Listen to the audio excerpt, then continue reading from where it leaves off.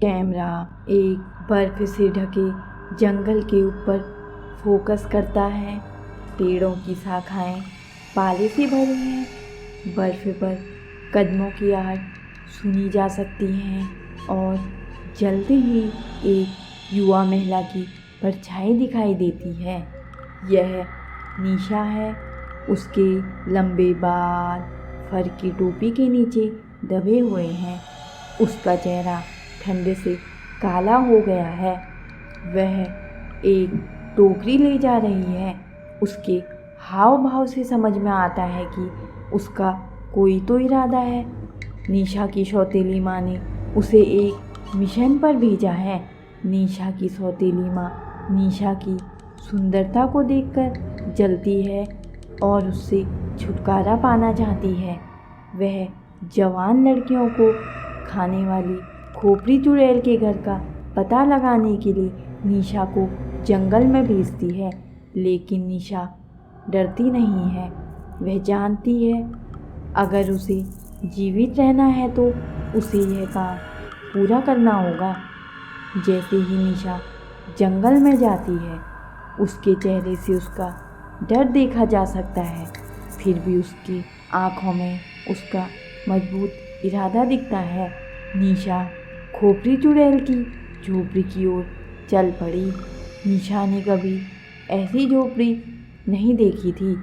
यह झोपड़ी मुर्गे की टांगों पर खड़ी है और मानव हड्डियों से बनी बाड़ से घिरी हुई है। चुड़ैल झोपड़ी के अंदर ही थी और निशा उसकी खड़खड़ाहट की आवाज़ सुन सकती है।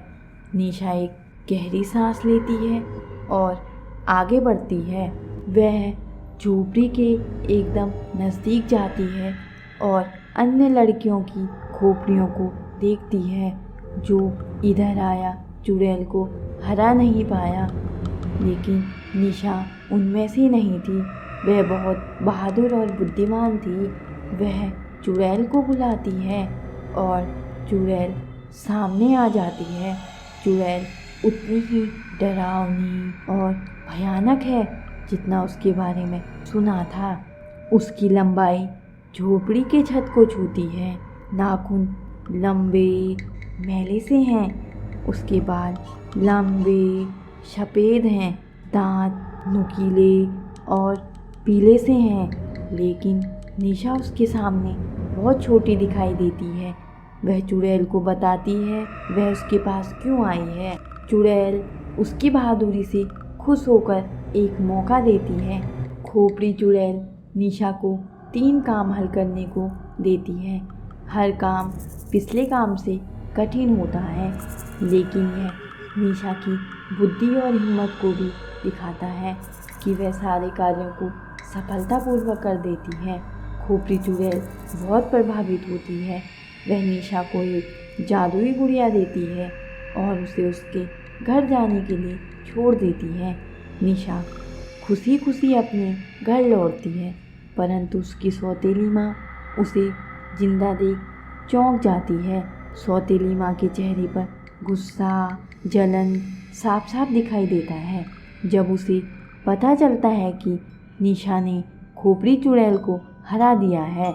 दोस्तों, उस दिन से निशा अपने हर काम को पूरा करने के लिए जादुई गुड़िया की मदद लेती है और एक दिन उसे देश की सबसे खूबसूरत और बुद्धिमान लड़की घोषित किया जाता है और वह सबके साथ मिलजुल कर हंसी खुशी से रहती है।